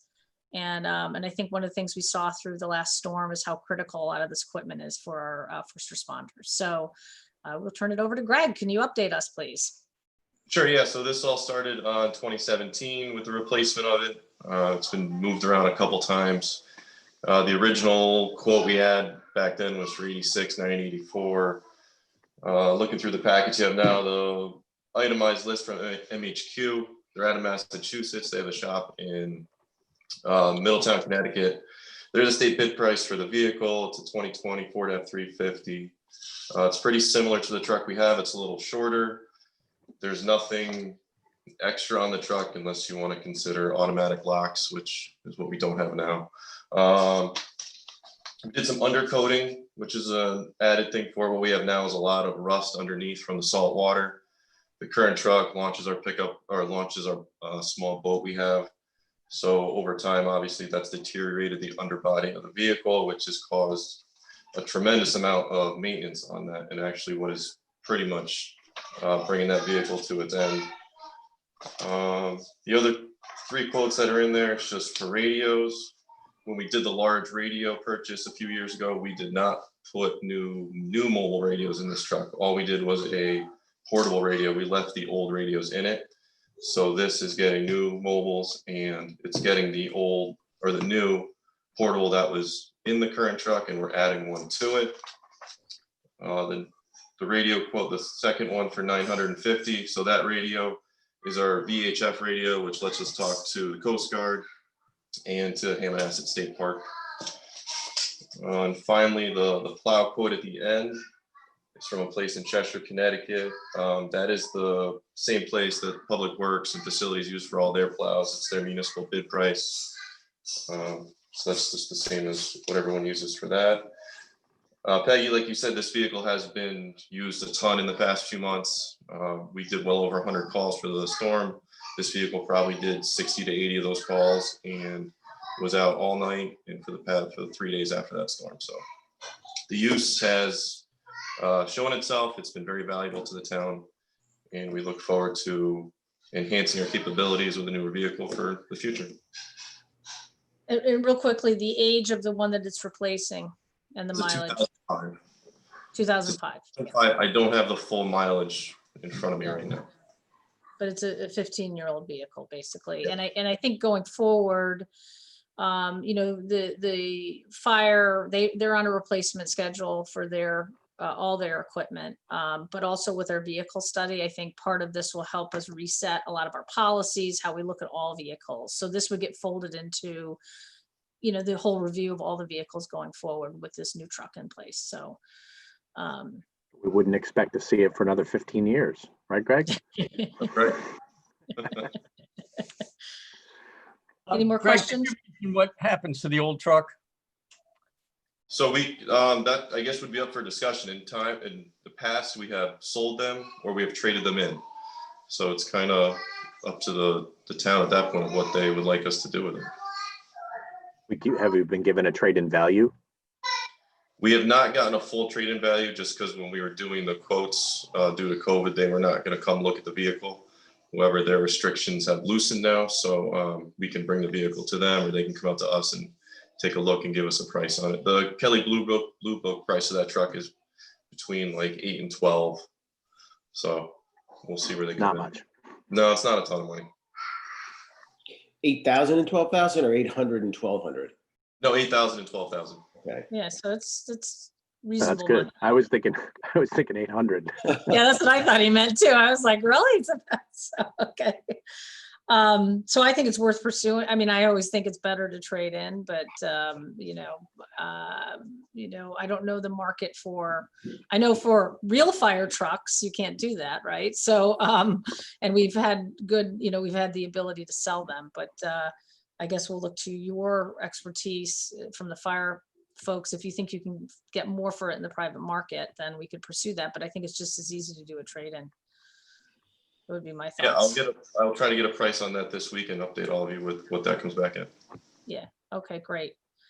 Also want to say congratulations on the new addition to the firehouse, the ladder truck.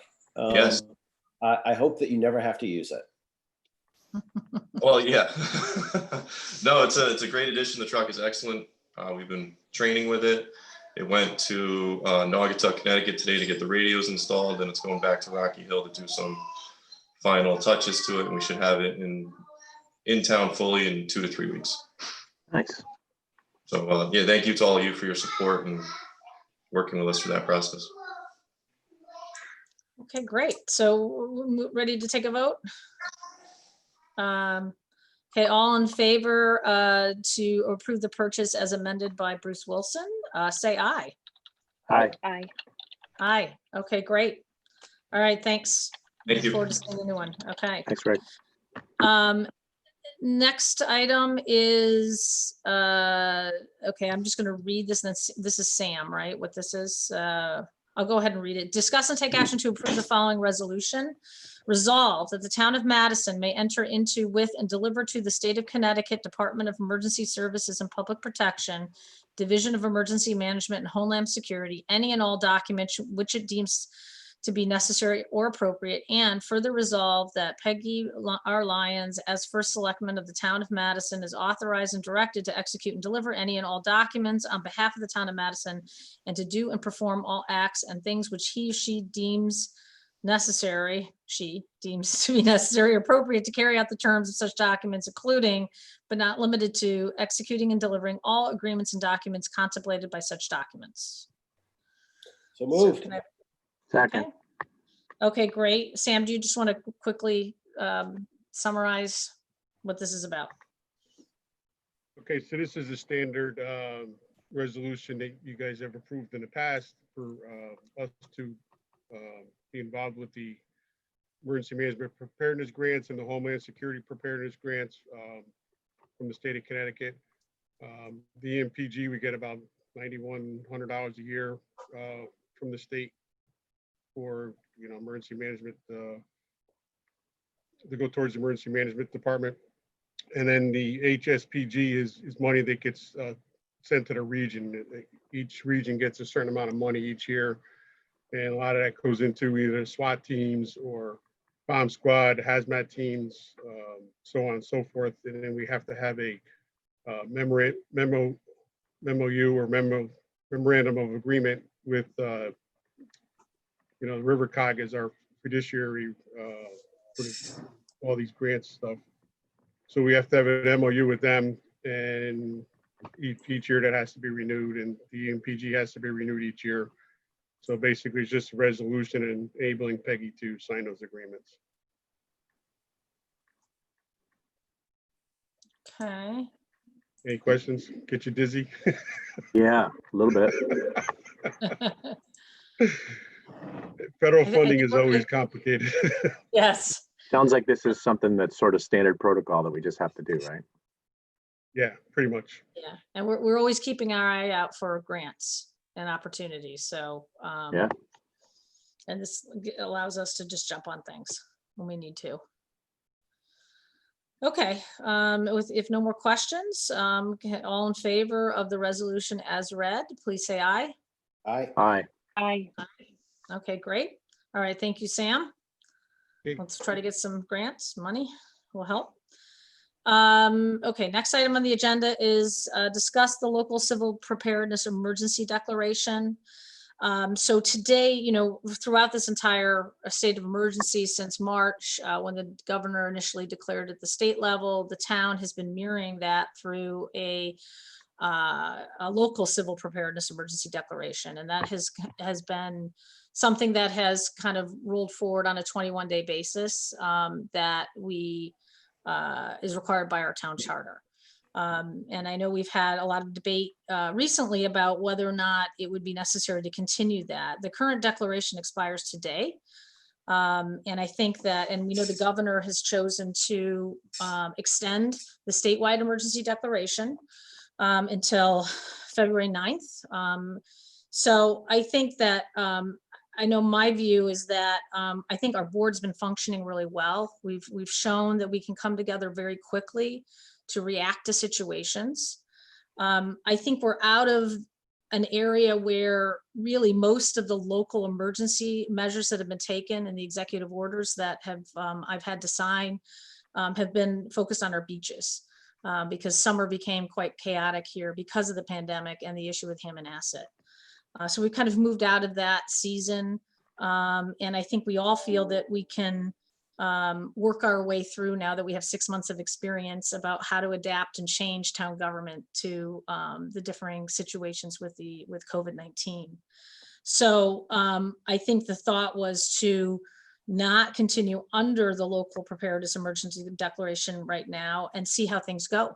And if things change, I know the board is very committed to getting together quickly. The nice thing is we didn't really have the Zoom, right, back in March. We had to figure out how do we get together? How do we do things? But we've got a platform now that allows us to come together very quickly and make decisions and take action to react. So, so that was my thought on this. It expires today, but I think we can easily bring it back to life, so to speak, if we feel we need to do so. Any other thoughts? I think that's the key point, right? I mean, letting it expire today is fine, and if we need to bring it back, we bring it back. Yeah, no, I agree, and maybe if Trent is still on the call, we could invite him in. I'm curious to know what events from his perspective would warrant us to redeclare a health emergency. What are the things that keep him awake at night? So is Trent on? I think we're running as usual so late. He may not be on the call anymore. Oh yeah, no. He's not, but I just texted him to see if he could jump back on, Bruce, and answer that question for the public. I do know that we will continue to operate because the state is under a state of emergency, our emergency operations team. We will continue to have our EOC meetings weekly. We are continuing to follow everything that we've been doing the last couple of months. I think the only real difference that we would see is the ability to issue decisive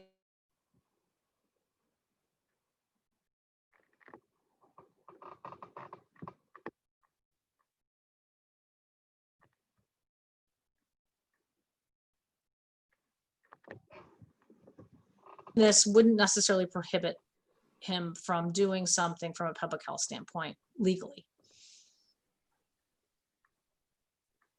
And I think he's joined. Trent, yeah, so Trent, we're having a discussion about the emergency declaration, and we will not be renewing the local one. Right now it expires today. We're going to try to continue to operate our board as we have been doing, but without the local emergency declaration. But Bruce had a question for you. It would just simply, Trent, what are the things that are keeping you up at night that would cause you to recommend us to redeclare a public health emergency? Bruce, nothing at this point. You know, I'm still able to regulate and enforce everything that's inside the executive order, or mostly all the executive orders around all the regulated establishments that I oversee, and anything else that's related to you know, my responsibilities as director of health, you know, per the statutes. All right. So along that line, are there any activities that you'd like us as a board to take up in support of the work that you need to do? Aside from the biggest conversation of youth sports, which, you know, as a director, I don't really have hands-on regulation of that, but rather recommendation I can give. I just, maybe if the board, because I'm just getting a lot of questions about the sports and football, but aside from that, nothing else at this time. So maybe, Peggy, just as a little bit of context for viewers, the state, the DPH and CIAC, or which is not the state, but the high school athletic commission has provided guidance on high school athletics. They have graciously abandoned the towns in determining what's appropriate at the youth sports level. And I think that's what Trent is talking about. Right, Trent? Yes, sir. You know, we met last week, the emergency management group, and we made a decision on how to move forward with youth sports. But with the given emails this morning, it seems like the message wasn't too clear that I received, essentially. Yeah. From the yeah. Well, and I think that, you know, these are difficult decisions. I think what we've always tried to do is be consistent with the state, as well as in line with our neighboring communities. And so those policies, you know, will continue to evolve depending on what happens with the schools. So the town doesn't make the decision on closing the schools. That's the Board of Education and the superintendent's decision. But how we do over the next couple of weeks, I think, is going to be the big question mark. I guess if I were Trent, I would have said that's what I would be focusing on the next couple of weeks, right? Because and I know he is, but is what's going to happen with the schools? Because another alert this morning, just more and more schools are having to shut down for 2 weeks because of positive cases, and mostly a lot of it's at the high school level, although some of it is at the younger level. And then we would have to then make some follow-on decisions about what that would mean for our athletic teams and youth sports activities. And Peggy, I think you really touched on the important point there. The discussion is around the same group of people, the children in the town. So the work that the town does and the strategies that the town employs will be hand in glove with what the school district is planning. We're not going to have a policy from the Board of Ed for the safety of our children and then have a different policy for the safety of those same children from the town. Mm-hmm. Yeah, and I think we certainly saw that starting in March, because that was kind of the watershed event when the school system did close down and kids were sent home.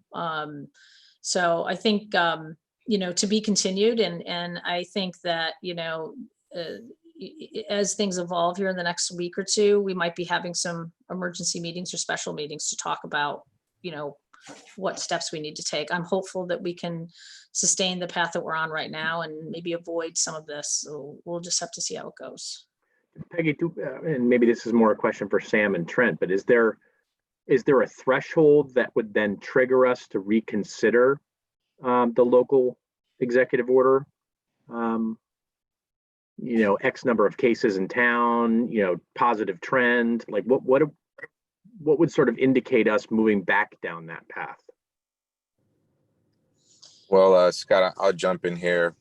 So just the same way the state is looking to gauge the metrics to look into a phase 3 is the same metric that I'll be looking for, essentially guidance from the state to scale back from a phase 2 to a phase 1.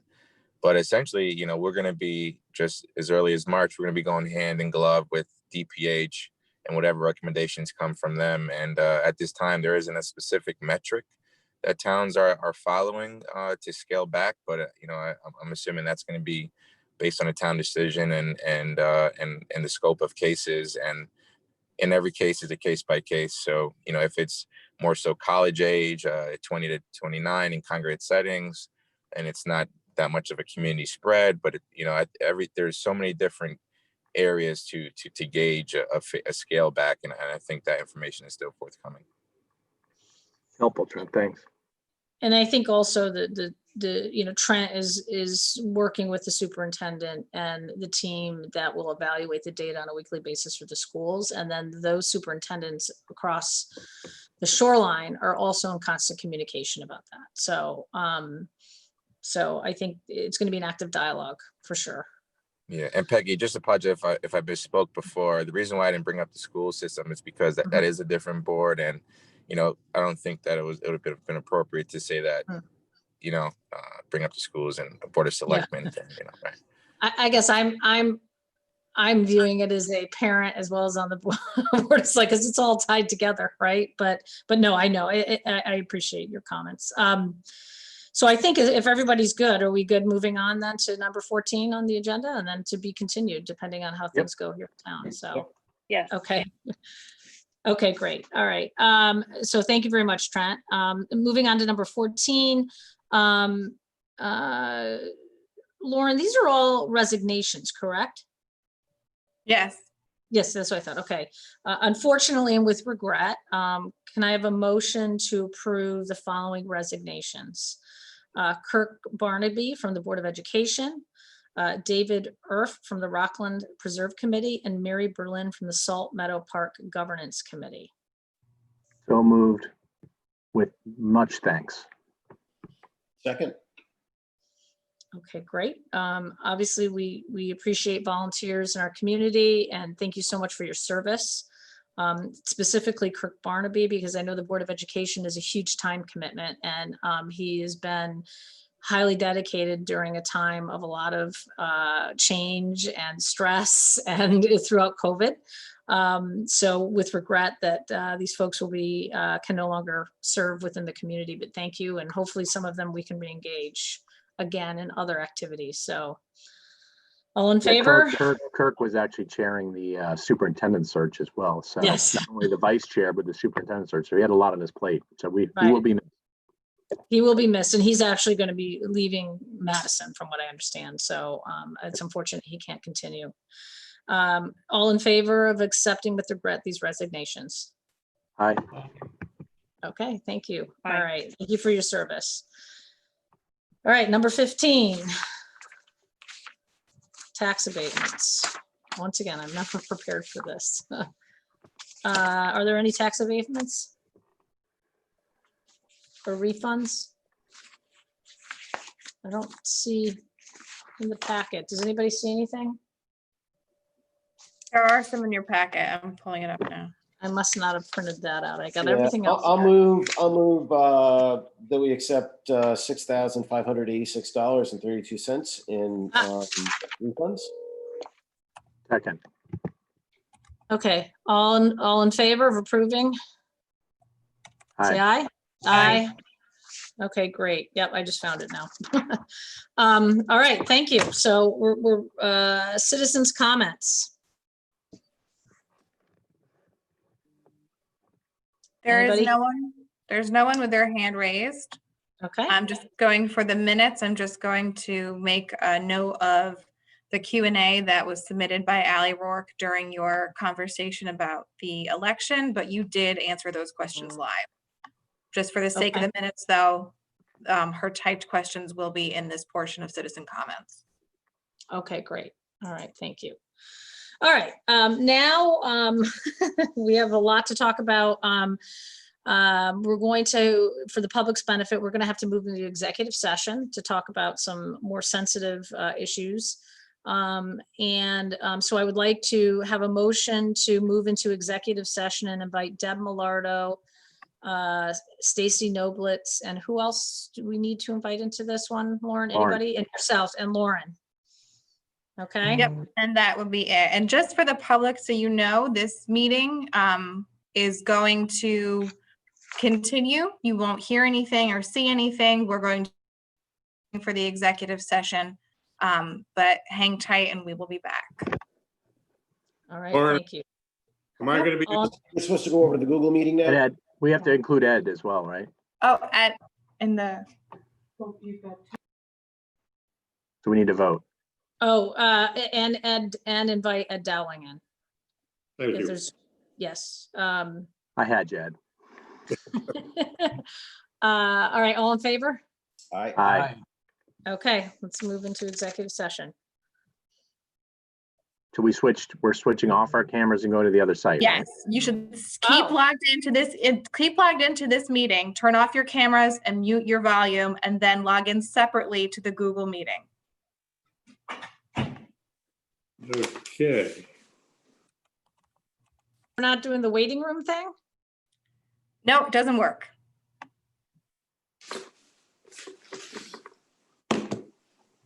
And I'm emailing you the link right now for the Google meeting, so check your inbox, okay?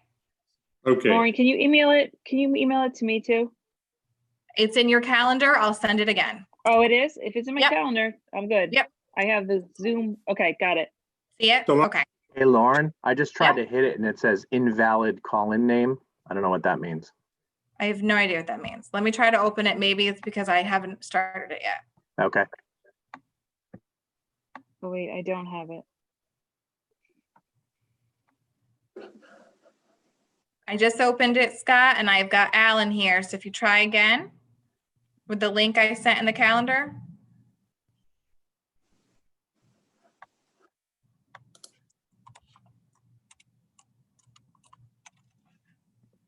Still says invalid call-in name. Yes, Al, I can hear you. Hold on one second. Scott, I'm resending it to you as well.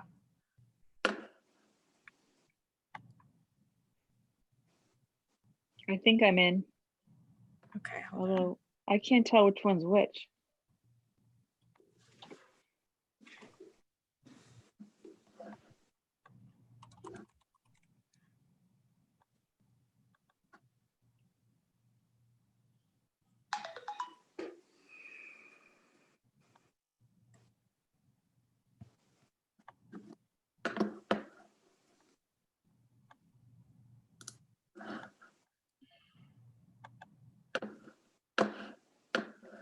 Lauren, am I in?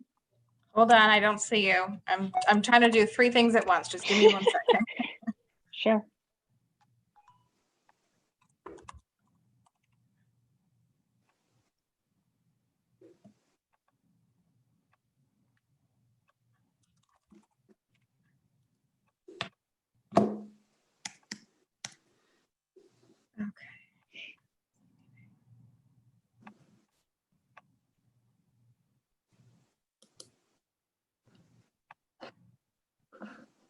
So in the Google meeting, I only have Al and Peggy.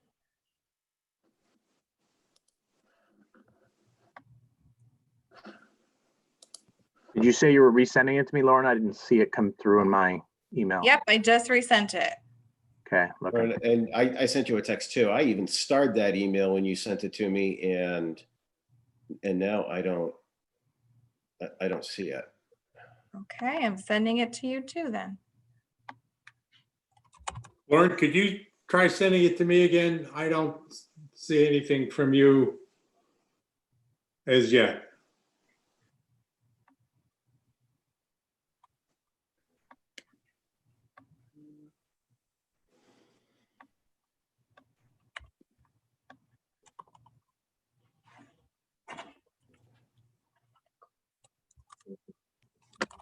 You can't get in.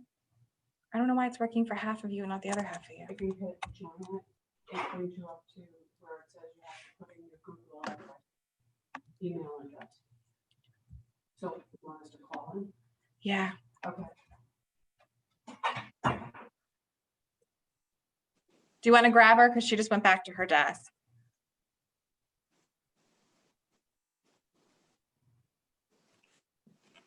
Yeah, I'm clicking 17 things at once, so I didn't hit that yet.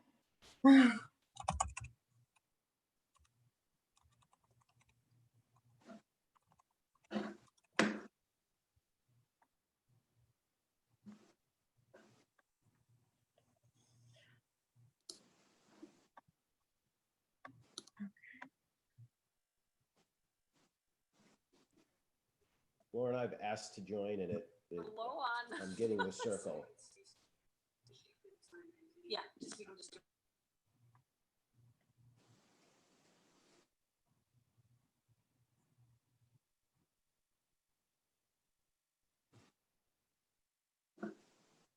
I can see you on the Google. I just am not unmuting anybody yet because I've got both screens up, so I don't want to confuse the public. So Ed, I think we're just waiting on you to get on the Google meeting. I sent it to you via calendar and again via email. No, I don't have it, but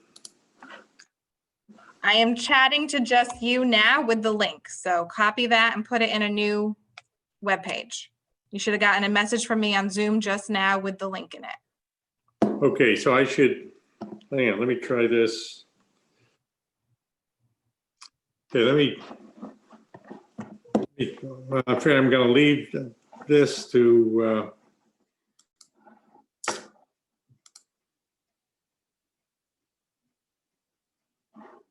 no, I don't receive it. So I should leave this meeting, go back into the Zoom account. Let me try that.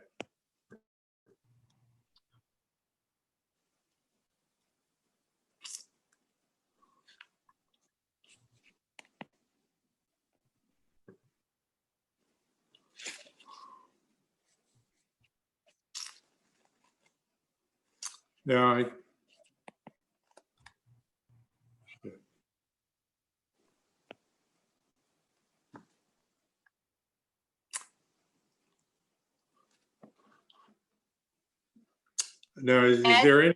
At the bottom of your screen, there is a box that says chat. If you open that, there is a message from me that has the link to the Google meeting for the executive session. Okay, I'm in Zoom. I'm in the former Zoom meeting. I'm looking for the, Yep, scroll to the bottom of your screen. There's a black bar about halfway across that black bar. There's a box that says chat. Open the chat.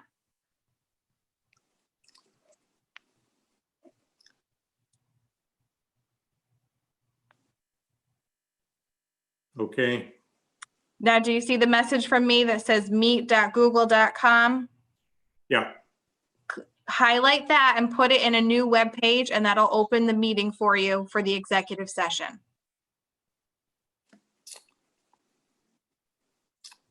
It's asking me for a password. So.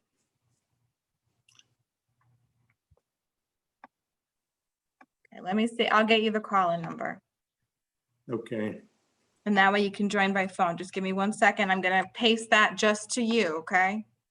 Okay. So it's in that chat box again. Now you have the call-in number and the PIN that you would have to enter when you call in.